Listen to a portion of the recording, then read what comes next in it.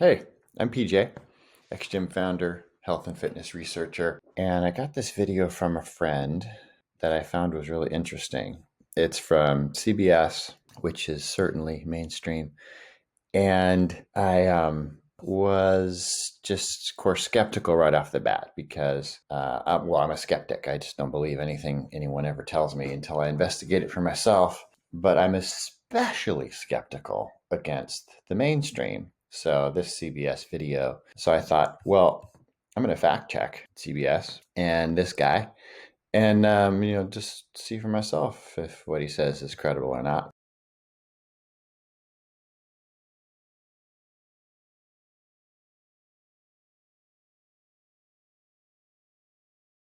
All right. So, why would you want to get a vaccine? Well, to prevent your death. You don't want to die, and to prevent giving it to others, and to prevent getting sick because you don't want the discomfort of the symptoms, and to prevent long term damage from the virus, especially with this one because it can cause that. You also want immunity from future infections. So you don't have to keep getting the darn thing all the time. And your natural immune system does that. So you would want it to at least come close to your natural innate immune system that God gave you. You also want immunity from reinfection. You don't want to get the same thing again because the innate immune system is good at that. So you want the vaccine to be good at that too.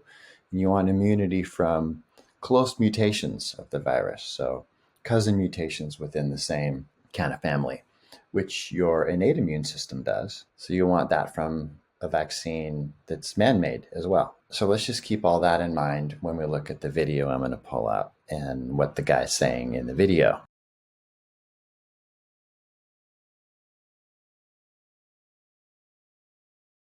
So here's the start of it, and we'll pause at certain points to discuss. Hi there. I am David Agus. I am a CBS News contributor and a professor of medicine at the University of Southern California, and I'm here to answer your questions on the coronavirus vaccine. Well, let's... Okay. So CBS News contributor, red flag right there. And then, so he's super biased. I am too, admittedly. I am biased against the mass media because they are wrong way more than they're right. And so this guy is a professor. Let's see what he has to say. Do it. All right, number one. Of the potential vaccine candidates, which one should I take? Is one better? Should I take all three to maximize efficacy? The bottom line is they are all great. They all block 100% getting very ill or hospitalized to the virus, which is the goal. Okay, so let's just back up. They all block 100. First of all, only one is out. That's the Pfizer. Moderna is quick on his way, and AstraZeneca is close behind that. So he's saying they all block 100% getting very ill. Just the first sentence is misleading. They all block 100%. So lay people see 100% and they're like, oh my gosh, it's 100% effective. This is great. And the estimates are over so far from the drug companies that are making them they say they're over 90% effective.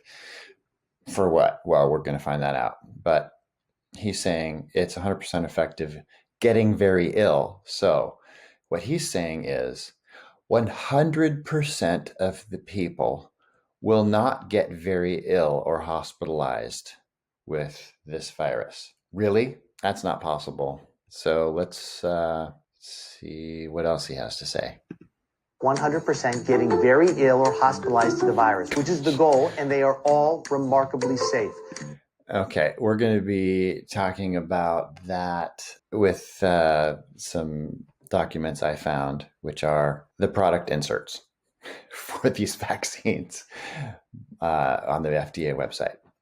So he's saying they're all the same safety and they all have the same safety profile across the board. Okay, we'll see if you're right in a couple months when the real data comes in after this mass experiment is over with the U.S. population as the guinea pigs.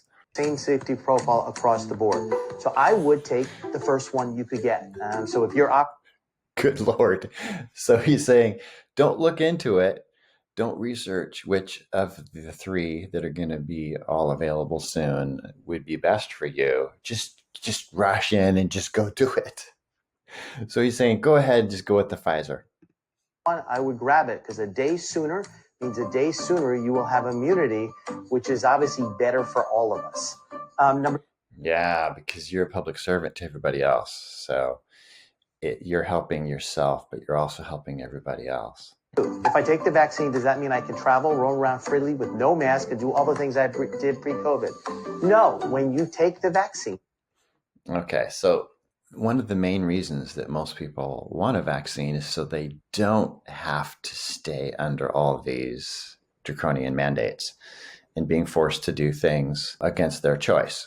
So he's saying, no, you're still going to have to do all those things. It's not going to fix it. Then he's going to say here, when you take the vaccine, you'll dramatically reduce your risk of getting the virus. Okay, that's what the drug companies say. You will dramatically reduce your risk of getting the virus and also eliminate the chance of being hospitalized. But so again, he's going back to the 100% chance that you, if you take the vaccine, you will not have to go to the hospital. Eliminate the chance. There's a small percentage that may get a little runny nose or a little cold, and you can spread the virus. Okay, so if you get the vaccine, you might still get kind of sick, and you're still going to be a spreader. So earlier when he said, this is good for you and to help others, he's already contradicted himself. You can still spread it, so it's not helping others. It's critical that we all wear the masks until the virus numbers come down dramatically, which probably will be the beginning of the summer. So you're in masks till the beginning of the summer, best case scenario, if you get the vaccine. If I already had COVID and I have antibodies, do I need the vaccine? Yes, we don't have a test. Good Lord. Now he's an immunology expert, and he's saying that even if you've had COVID, you don't have immunity. The vaccine gives you that, but your natural immunity isn't as good. So Bill Gates and drug companies are better than God's design. Really? So the antibodies you have are general, and it doesn't mean you have immunity to the virus. So good Lord. He's saying the antibodies you have, if you've had COVID and you have the antibodies, are general and they're not specific to the virus. Okay, so that's the first time in the history of the world this has happened. So what's different about this virus that has changed the way God created our immune system to work? Everyone who prior had the virus needs to get this vaccine to build antibodies and T cells to fight it. Because the antibodies that you're going to build with the man-made vaccine are better than the antibodies that you would build with God's immunity creation that he designed. Number 4, I have allergies and I'm on different medications. Is it okay to get this vaccine? And the answer is uniformly yes. There is no interaction with... Good Lord. Okay, we've already had interactions. Uniformly yes? Really?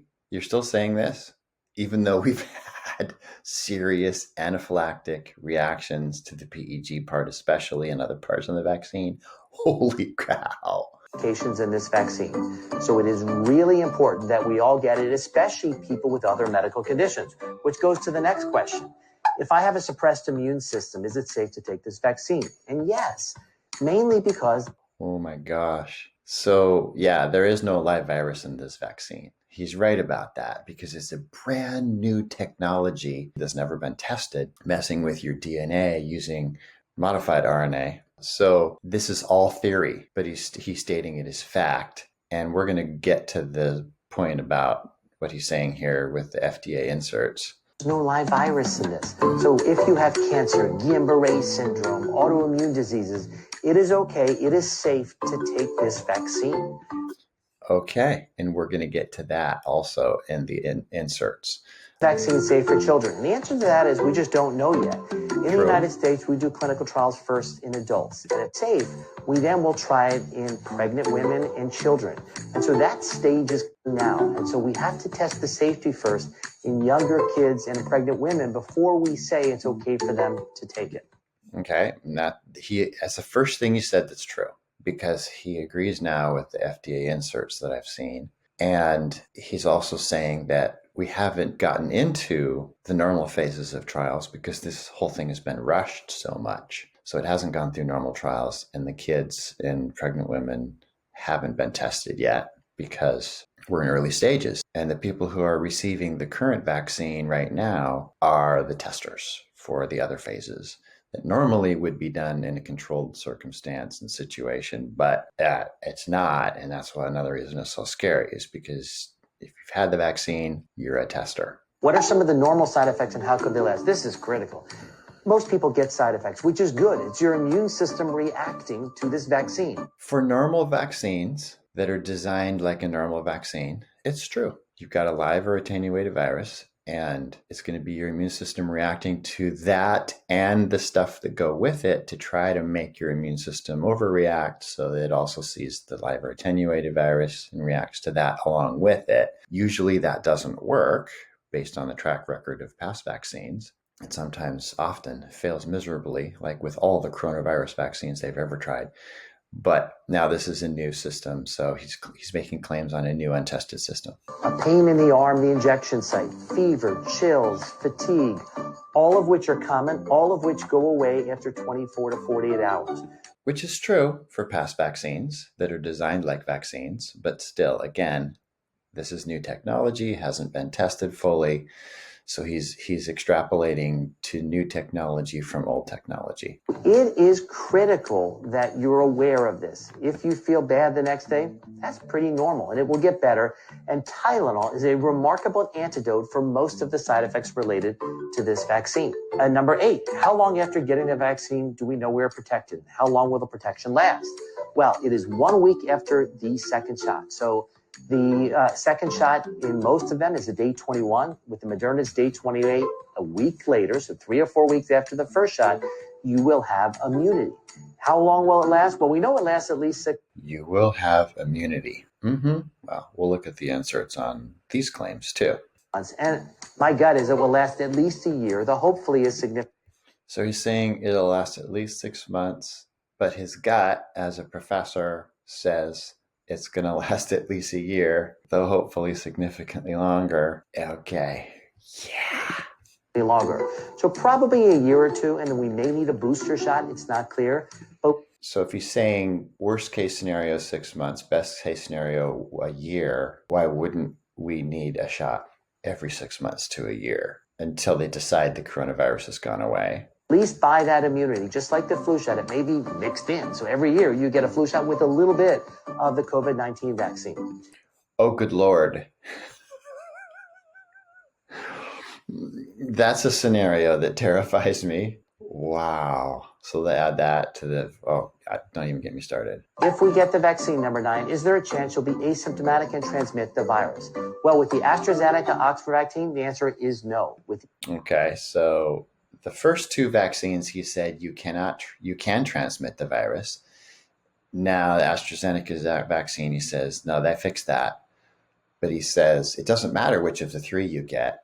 You should just rush to get it, which is Pfizer at this point. That doesn't have that. So he's already said, given us a reason to wait, but he says, no, go ahead and rush. So another example of him contradicting himself. Other 2 vaccines, Moderna and Pfizer, they did not test this, so we don't know yet. And so that's why we don't know yet. So why is he so sure and giving numbers like 100%? Wearing a mask is still going to be critical after the vaccine is out. Number 10, how much will it cost me, the vaccine? And the answer is 0. The government has paid for all of the vaccines in the country. There is an administration fee in most, if not all cases, that's covered by insurance. And those without insurance, the states are figuring out a way, most of them at least, to cover those costs. So we can all get the vaccine without worrying about the economics of it, That's great. So you get this free experimental vaccine without having to pay for it. Isn't that fantastic? Makes it a lot easier to be put in this huge experiment that's being run right now on untested technology. Is critical. So a few questions, a few answers. Thank you for asking them, and we're happy to answer more going forward.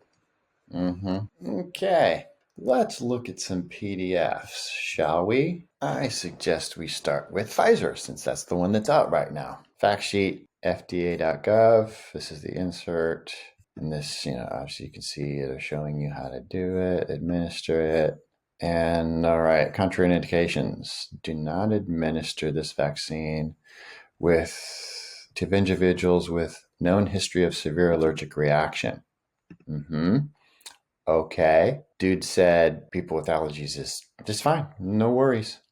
That's not what the insert says. In fact, it says medical treatment used to manage immediate allergic reactions must be immediately available. Immediately available means chances of anaphylactic shock. And then here's another interesting. Immunocompromised persons may have diminished immune response. It's not what dude said. And then the insert says vaccine may not protect all vaccine recipients. Dude said it was 100% protective in certain ways. Adverse reactions. The insert says fatigue, headache, muscle pain, chills, joint pain, fever, swelling, redness, nausea, malaise, swelling in your lymph nodes. Severe allergic reactions have been reported. And then there says something here about during mass vaccination outside of clinical trials. Okay, need to know more about that. Additional adverse reactions, some of which may be serious, may become apparent with more widespread use. If you've had the vaccine, that's you. They're talking about you. So hopefully it won't become apparent with you. And here we, scrolling down, find FDA has authorized the emergency use. It's not an FDA approved vaccine. The recipient or their caregiver has the option to accept or refuse. It's optional. It's great. It's on the insert. In order to mitigate the risks of using this unapproved product under emergency use. And then they talk about how important it is. Mandatory reporting of adverse events. And they give you the site to go to. Serious events, so to be reported, including such things as death, life-threatening adverse event, inpatient hospitalization. Didn't he say can't go to the hospital? Totally will keep you out of the hospital? Why would they list that here? Disruption of the ability to conduct normal life functions. Scrolling down, it is reasonable to believe that the vaccine may be effective. So scrolling down, page 17, the safety evaluation in study 2, we've done study 1, is ongoing. Okay, still evaluating the safety. Scrolling.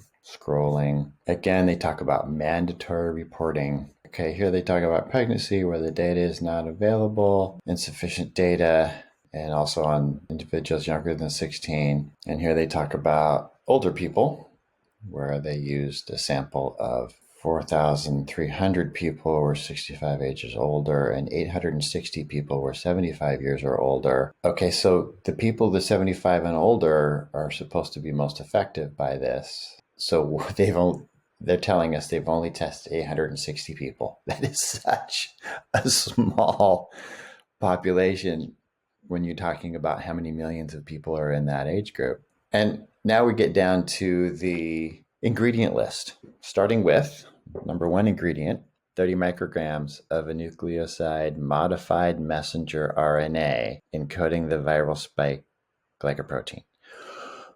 Okay, so what does that mean? That's not the actual ingredients. That's a concept. That's like getting a food label and seeing sweetener as the first ingredient. Like, okay, what does that mean? Is it sugar? Is it stevia? Is it high fructose corn syrup? What is it? And then it talks about, the things, the fat layers that are covering it, plus the PEG, polyethylene glycol, which is what everybody is reacting to. Because a lot of people, 8% in fact, of the people out there are already sensitive to that just off the bat. So when dude was saying, if you have allergic issues, this is perfectly safe, he does not know what he's talking about. Scrolling. Okay, so that's it for Pfizer. Let's take a look at Moderna. And it's important to know that Moderna has never produced a vaccine before. They're not actually a vaccine company, although their name tells you what they are. It starts with MOD for modified. It ends with RNA. So they're a modified RNA company, not a vaccine company. First one they've ever done. You're the guinea pigs. So here's their insert. Known benefits: reduction in the risk of COVID-19 occurring at least 14 days after the second dose of the vaccine. So talks about the delay, and which is normal for any vaccine that the dude talked about. 2-dose vaccine regimen, same with Pfizer. And this is interesting. The vaccine was effective in preventing COVID-19 using a less restrictive definition of the disease. Okay, what do you mean by that? Efficacy estimate in participants age 65 and older was slightly lower. Okay, that's the population that most needs this.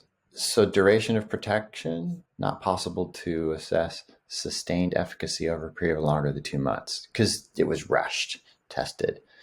But this guy seems to come up with the number of 6 months, and his gut says a year. So I don't know where he comes up with that. We don't know that from the actual manufacturers of these vaccines. So Moderna vaccine says the risk for people, or effectiveness for people with HIV and high risk populations, is too small to evaluate. So the company says they don't know. Dude says he knows. Then again, limited data. People may benefit. Participants with a known history of SARS-CoV-2 infection were excluded from phase 3 study. Study was not designed to assess the benefit in individuals with prior SARS. Why? Dude said, if you've had it, you should get it. So the manufacturer says, we didn't even look at it. But dude said, oh yeah, you should get it. And then again, they didn't test people 17 and younger population, which is appropriate in my opinion because their risk is so low. So they probably don't need to get it. The people over 65 do, and they've not been tested thoroughly because the numbers are so small. Okay, evolution of the pandemic characteristics, as well as potential changes in the virus, significant mutations. So because of all that, continued evaluation to address these uncertainties needs to happen. Interesting. So they're saying, the vaccine might not work for mutations as this virus continues to change, like they all do, and quite fast. Data are limited against asymptomatic infection. Not what dude seems to think. Additional evaluations will be needed. It's not what dude seems to think. Effectiveness against long-term effects of the disease. Moderna says that's not possible to assess. So if you're getting the vaccine, don't have your false sense of security this is going to protect you long-term. Although dude said 6 to 12 months, Moderna says people could get reinfected despite getting the vaccine, but it should translate to overall prevention. Although it is possible that asymptomatic infections may not be prevented as effectively as symptomatic infections. Okay, why?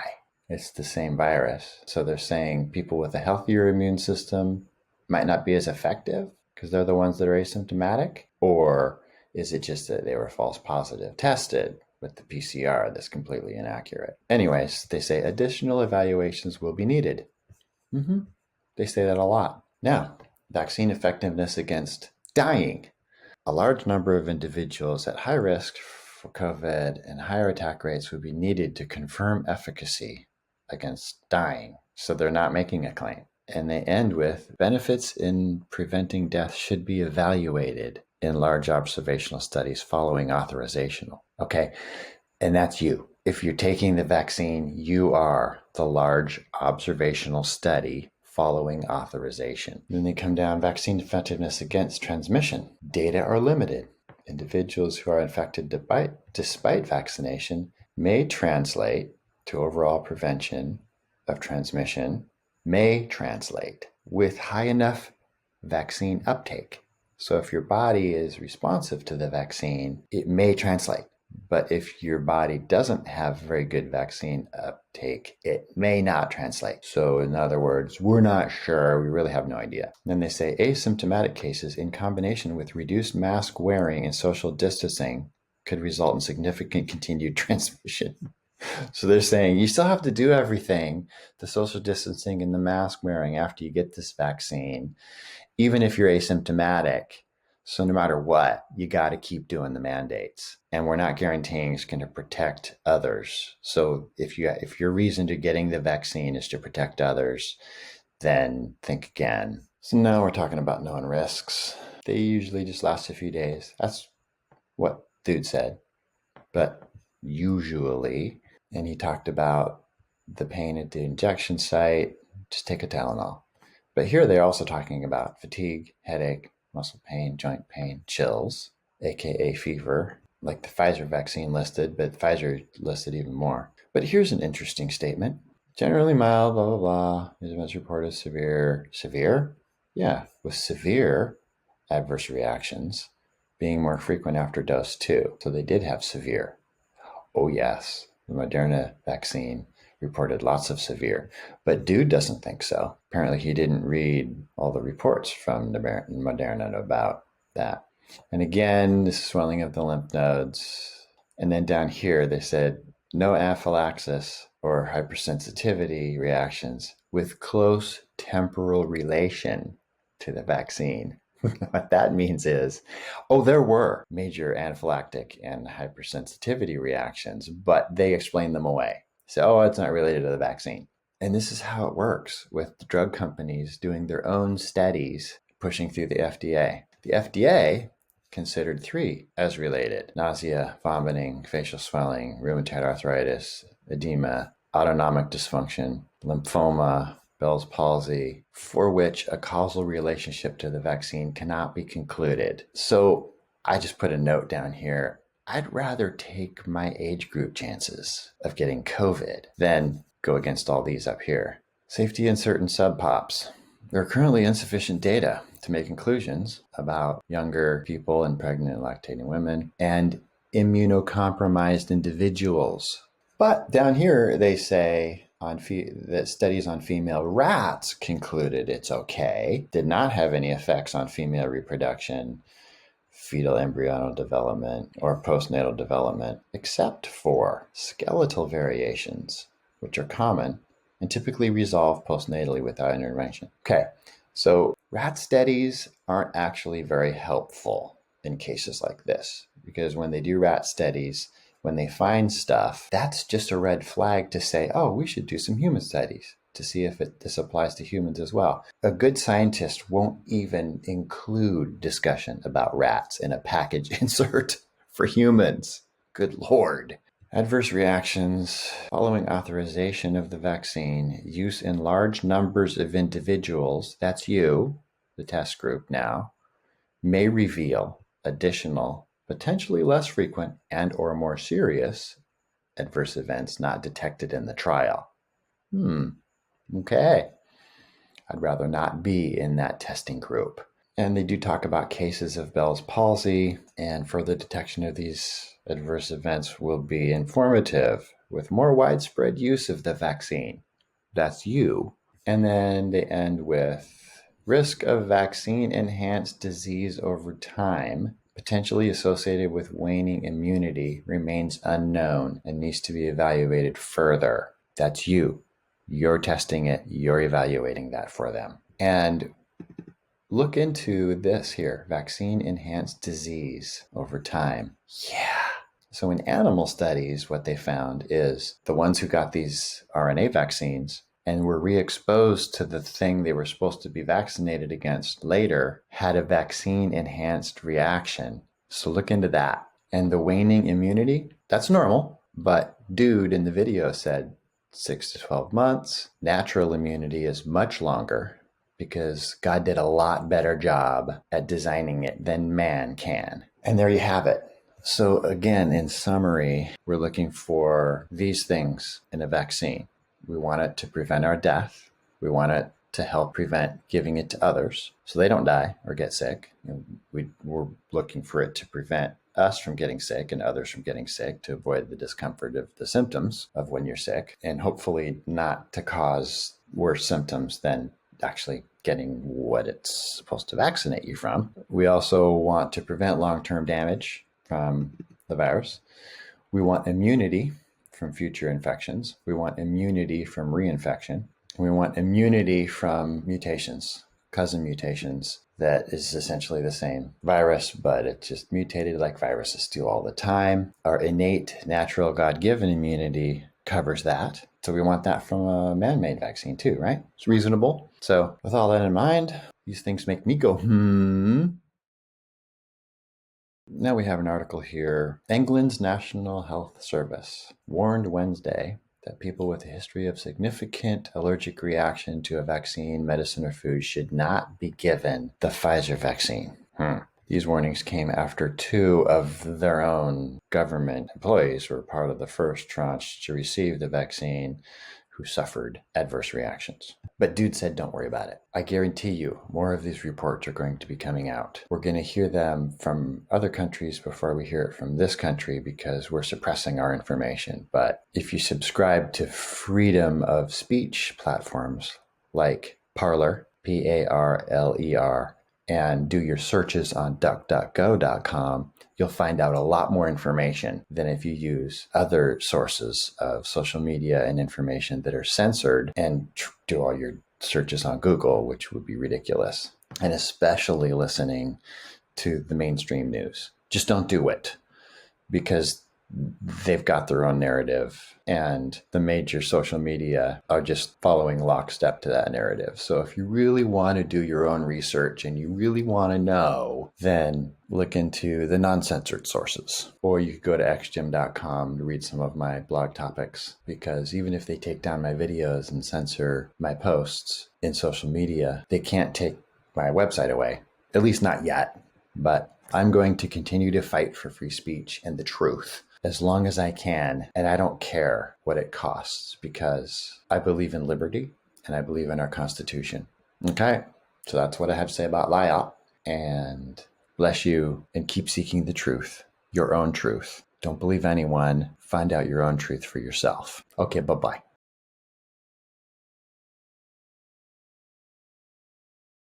And that's all I have to say about that.